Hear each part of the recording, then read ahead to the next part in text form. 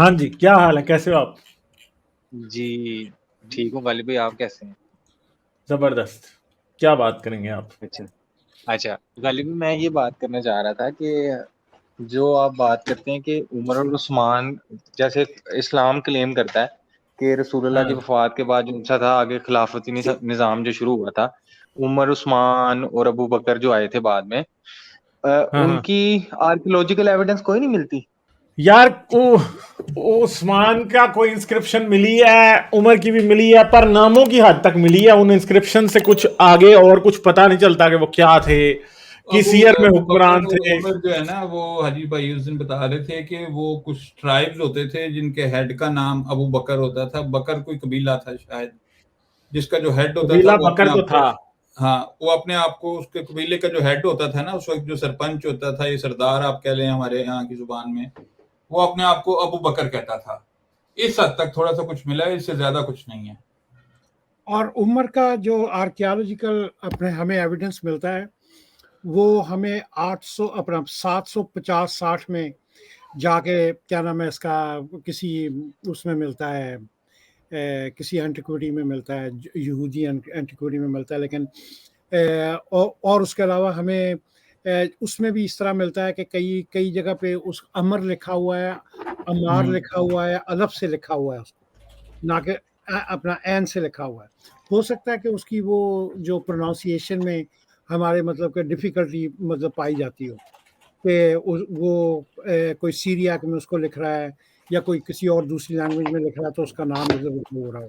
لیکن آرکیالوجی کے اندر ہمیں اپنا عثمان کا جو نام ملتا ہے وہ بھی بعد والی لکھائی ہے. ٹھیک ہے، وہ کیا نام ہے اس کا، وہ اس کی اپنا جو لکھائی کی جو خط و کتاب ہے وہ جو 7th سینچری کے ساتھ ہم آہنگ نہیں ہے، اس کی طرح کی نہیں ہے وہ.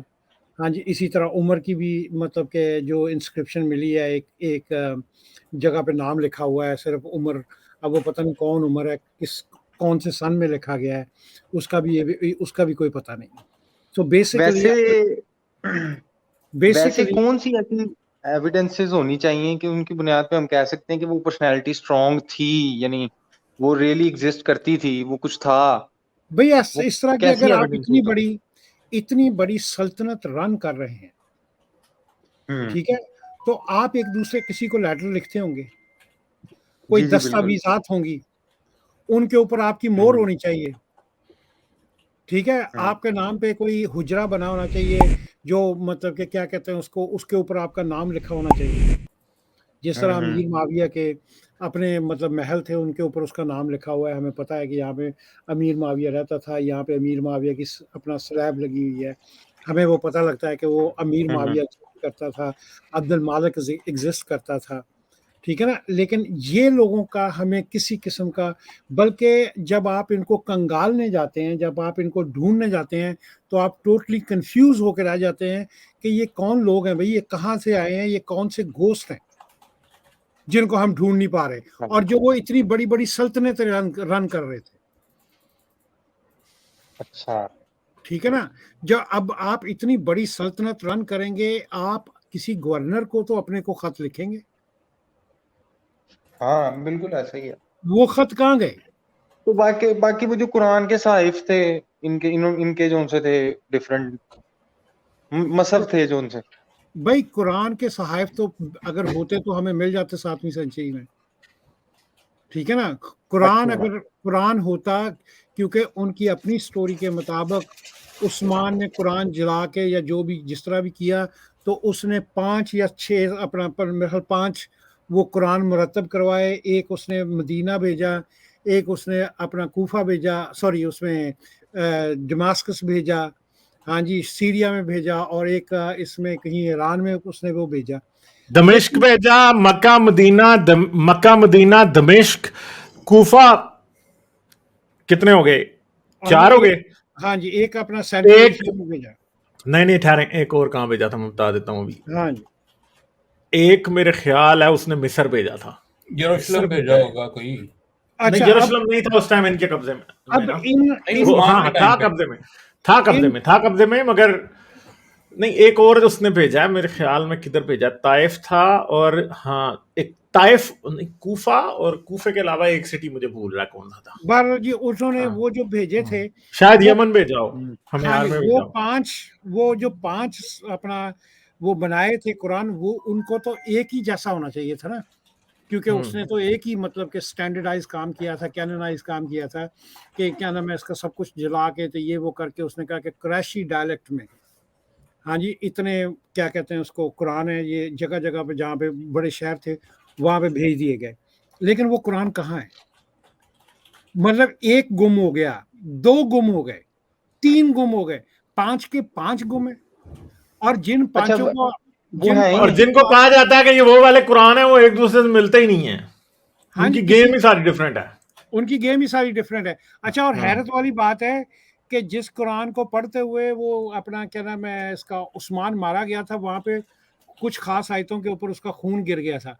اب مزے والی بات ہے کہ 3-4 قرآن اپنا دنیا میں موجود ہیں جن کے اوپر انہیں آیتوں کے اوپر وہ خون گرا ان ہوا میں ہے. سے ایک انڈیا میں بھی ہے, ان میں سے ایک انڈیا میں بھی ہے. اب وہ پتہ نہیں 4-5 کٹھے اوپر نیچے رکھ کے پڑھ رہا تھا. ایک تو پکاپی والا ہے, پھر مصر والا ہے, ایک پھر میرے خیال ہے ایک مدینے میں ہے. یہ ساروں کے اوپر وہاں لال سیاہی لگائی ہے جدھر کہتے تھے اس کا خون گرا.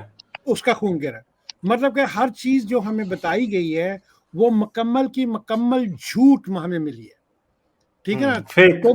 توب کاپی کا متعلق بڑا ہی مطلب کہ سب لوگوں کو یقین تھا کہ وہ جو اس وہاں پہ پڑی ہوئی کاپی ہے وہ اوریجنل کاپی ہے, وہ 100% مطلب کہ کیا نام ہے وہی قرآن ہے.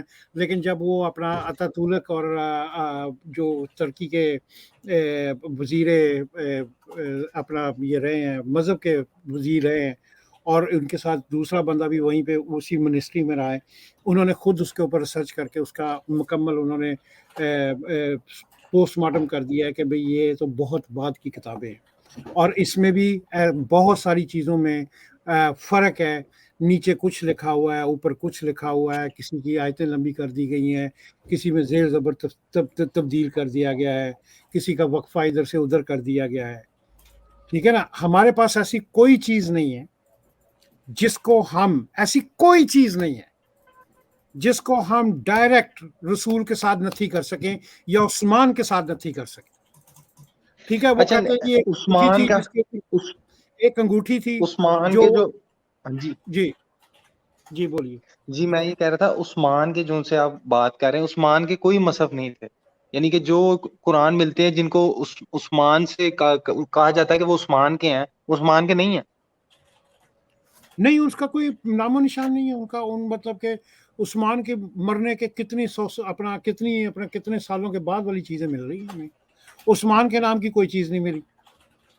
ٹھیک ہے. ایک انگوٹھی تھی, یہ کیا نام ہے اس کا, جس کو وہ رسول پاک مور کی طرح اپنا مور کے لیے یوز کیا جاتا تھا, سٹیمپ کے لیے یوز کرتے تھے, وہ عثمان غنی کو دے دی گئی. وہ ایک دن عثمان غنی جناب وہ اپنا پتہ نہیں کسی کنویں کے پاس وضو کر رہا تھا, وہ انگوٹھی کنویں